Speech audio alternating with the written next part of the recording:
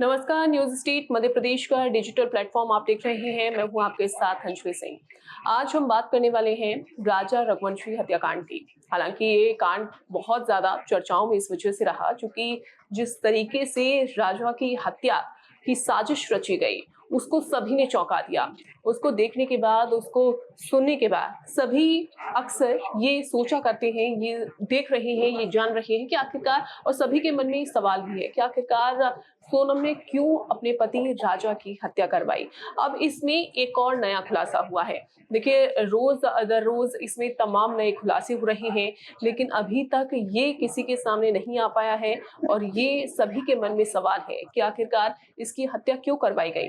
सोनम की ओर से तमाम तरीके की साजिश रची गई। अपने प्रेमी, जो कथित प्रेमी है उसका, राज कुशवाहा, उसके साथ मिलकर उसने राजा की हत्या करवाई है।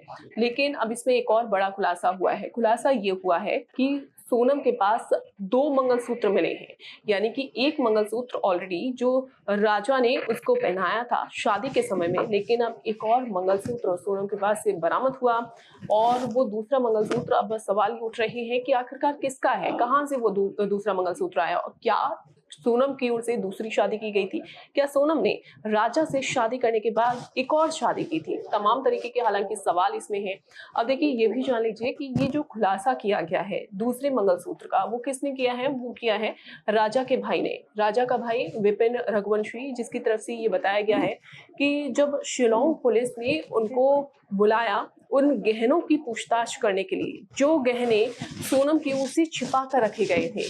दरअसल शिलोंग जेम्स जो एक और किरदार इसमें बाद में पकड़ा जाता है, पुलिस की ओर से उसे गिरफ्तार किया जाता है और उसके बाद उसी के पास से ये खुलासा हुआ कि सोनम जब इंदौर आई थी, जब शिलोंग से वापस वो इंदौर छिप कर रह रही थी, तब उस दौरान वो शिलोंग जेम्स से मिली। शिलोंग ने ही उसके सारे गहने, जितने भी जेवरात थे, वो सभी जेवरात को छिपा कर रखा गया था। हालांकि अब वो पुलिस के हत्थे चढ़ चुके हैं, पुलिस उनको बरामद कर चुकी है। अब उन्हीं गहनों की पूछताछ के लिए विपिन को बुलाया गया, जो कि राजा का भाई। अब विपिन की तरफ से ये दावा किया गया कि 2 मंगलसूत्र बरामद हुए हैं। उन 2 मंगलसूत्र को देखकर ऐसा लगता है कि सोनम ने शायद दूसरी शादी की हो।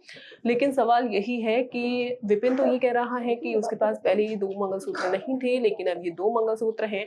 ऐसा माना जा रहा है कि सोनम ने राज से दूसरी शादी की थी, यानी कि उसकी पहली शादी हो चुकी है राजा से, जिसके बाद उसने हत्या की।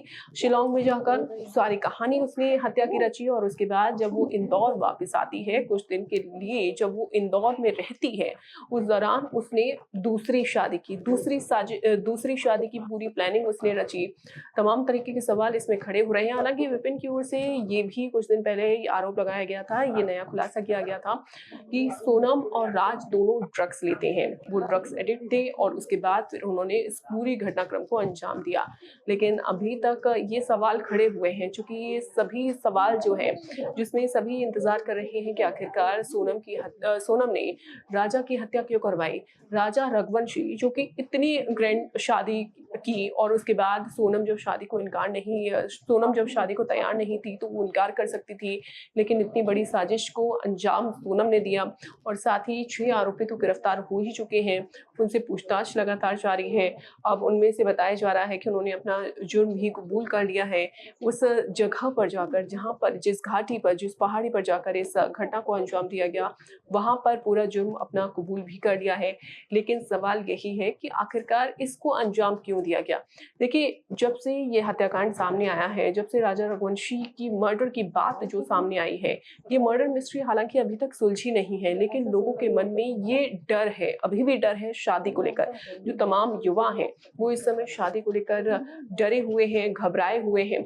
उनका कहना है कि अगर इस तरीके से शादी होती है तो वो शादी नहीं करना चाहते, लेकिन अगर शादी करेंगे तो वो डिटेक्टिव का सहारा ले रहे हैं।